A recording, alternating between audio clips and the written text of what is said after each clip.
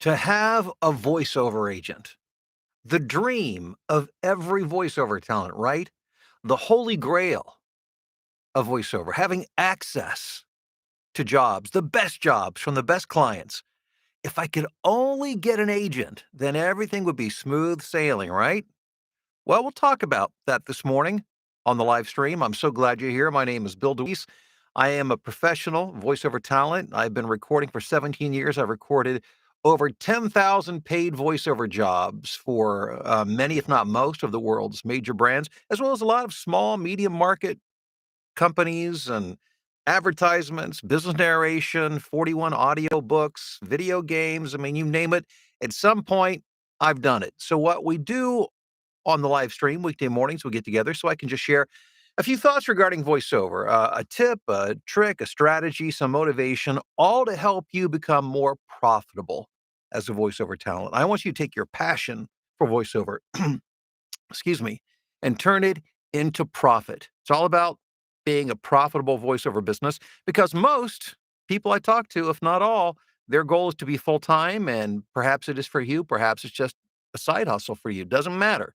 Let's make it a profitable one. Well, first of all, first things first, are you subscribed to the channel? If not, make sure you do that so that when I go live, you get the ding, the notification that I am live. Also, I'd appreciate it if you give it a thumbs up and you would share it. And also, yeah, if you take a moment, just to let me know who you are and where you're watching or listening from this morning in the live stream. I appreciate it.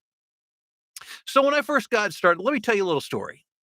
Back 17 years ago, when I was being downsized from my corporate job and decided to pursue voiceover and doing my due diligence and my research and working with a voiceover coach in New York early on, somebody who was very reputable and a very good coach, by the way. She did great work in helping me with the performance side of things. But I remember the advice that I got from her was the same advice that I received from any other voiceover coach or voiceover expert or guru that I communicated with from that point on, and that was this: that if you want to be successful in voiceover, got to get your training, got to get your demo, and then you gotta get an agent and get listed on VoiceBank. Now, VoiceBank today is not what it was back then. Back then, it was if you were with a reputable agent, they would list your stuff on VoiceBank, and presumably what would happen is people would go there to find you. But the idea was the business model, um, although it was quickly changing at that point in time, those who had been in the business really weren't recognizing or acknowledging or putting any credence or weight into the new shift that was happening with technology and online and all of that. And so the advice was you get an agent. You want access to work? You get an agent. You want credibility as a voice talent? You get an agent. If you do it any other way, it's just not really credible and don't expect to make much money. Um, so as the story continues, what I was, coached to do. I went out and, I flew out to Los Angeles, got my demo produced by the best demo producer I could find, and I was pretty proud of that demo. It was a good demo. And then I started to shop it because I knew that having a voiceover agent would be my key to success. So, I finally found an agent in the Chicago market, and I'll never forget it because I remember feeling like that was the day my life was about to change. I couldn't believe when I received, uh, the letter saying that I had been accepted to this agency and there was a required orientation. You had to drive into the offices to go to, and I remember I did that, and there were, I don't know, maybe 100, other people, it wasn't all voiceover, actors, it was all kinds of performers. And this is a very credible, higher profile agency. And so I went in and I was very excited and I immediately started receiving auditions and I started auditioning and auditioning and auditioning and auditioning. And that was 17 years ago. Guess how many jobs I've booked with that agent? Just take a wild guess. Put it in the live stream chat. How many jobs do you think I've booked with that agency since I signed with them 17 years ago? A big, fat goose egg, a big 0. Now, in all fairness, I stopped auditioning several years ago. I was like, because as a business person, you've got to look at ROI, return on investment. Wherever I put my resources, and that's not just money, it's my time, it's my energy. What am I getting back for that? And I was getting back nothing. And over the course of a number of years, I ended up signing with like 16 or 17 agencies. Um, and I I just remember how frustrated I was because I wasn't booking. I mean, I was booking some work. I was getting some, some jobs, but what I found out was that when I used my business sense and just did what I knew businesses did and marketed myself directly, I got a lot of work. Whereas I was spending hours and hours and hours trying to nail down this whole agency thing. And today I see, and I get it. I see so many voiceover talent who get excited on social media. They make the big announcement. Finally, they've been signed to an agent. And my heart goes out to them. And of course, I don't have the heart to say anything. I'm not going to burst their balloon. And I hope it works out for them. I truly do. And I know there's a couple people I know, they all live in Los Angeles, by the way, who are able to make a full-time living working with an agent. But that is by far the exception. I'm not saying it's only in Los Angeles that it happens. I'm just saying in my personal experience with the people I know. Um, Agencies are not the yellow brick road that many people think they are. Now, I'm not anti-agent, by the way. Agents do give you access to, generally speaking, to better jobs with higher pay. But a lot of those jobs are being shared with multiple agents simultaneously across the country. So oftentimes it's not just hundreds you're competing against, you're literally competing against thousands of the best talent in the country. Again, not to say that you might not book a job, you might, and maybe you'll get the one, that'll set you up. But it's the difference between playing the lottery and having a business plan. Agents, in my opinion, are essentially playing the lottery because your odds, are stacked against you from the get-go, where you have more control when you direct market with clients.